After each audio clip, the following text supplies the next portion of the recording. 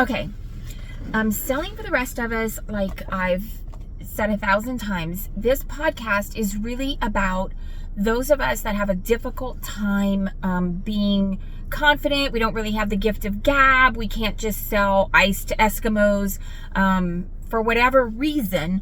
And so what I'm hoping to do and hoping to accomplish is to give you the tools necessary so that you can become a very successful salesperson in your field, regardless of how you feel about sales.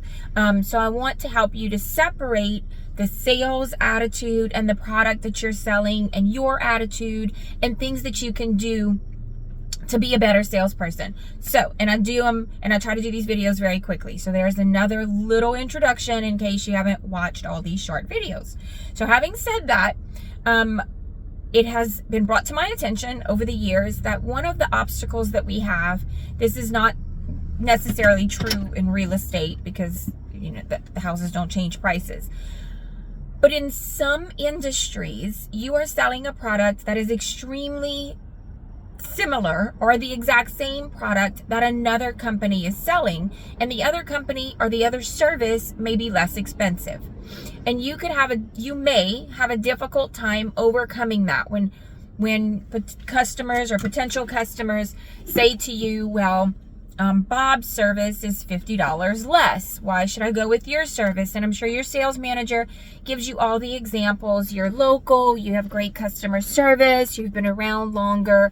But you might have a difficult time. You know, those are just words.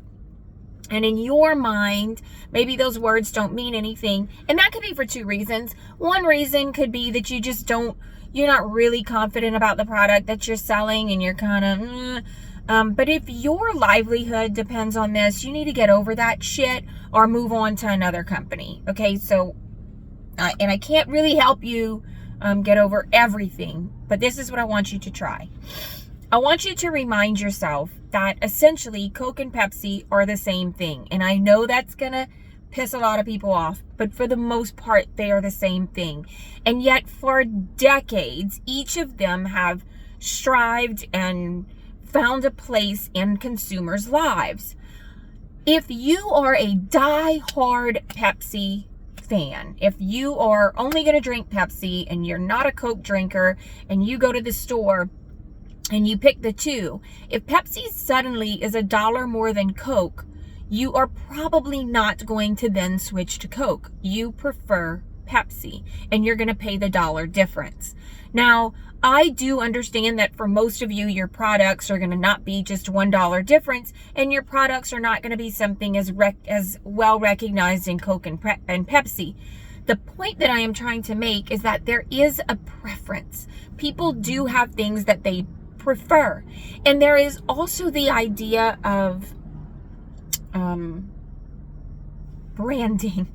For lack of a better word, there is this idea that I am better than you or you are better than me because of the name brand on your purse, on your shirt, on your pants, or on the product that you just bought. So if you are selling the more expensive product, take pride in the fact that there are some people that just respond to that. More dollars equals a better product. And it is not for you to tell them otherwise. It's not for you to question what makes your product better, because the truth is a $5,000 purse will hold my shit the exact same way that a $50 purse will. There is no difference between those two purses except for the brand name on the label. And so in some cases, whatever you are selling, that is the case. And you are going to have to become sort of a brand ambassador. And I get that that's difficult. You don't have to really understand the psychology of it. Just know that that exists. Just know that it is not necessarily your job to justify the price, because honestly, some prices can't be justified. They're just stupid. That doesn't mean that people are not going to buy it. So get rid of that nonsense in your head about being overpriced or, you know, man, they should just buy the cheaper one because it's the same thing. Get over that. Most consumers are generally educated, and if they're looking at your product, they know that there's other options, and you're going to have to decide. If you are not the cheapest, then you're going to be the best, or you're going to be what's conceived to be the best.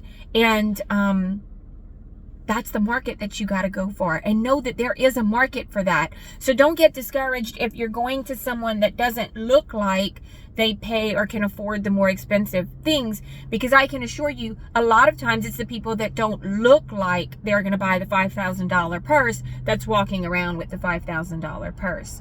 So take all of that to heart. I kind of hope that helps you, or at least helps you to put it a little bit in perspective. Sales is what makes the world go round. Nothing happens until something is sold.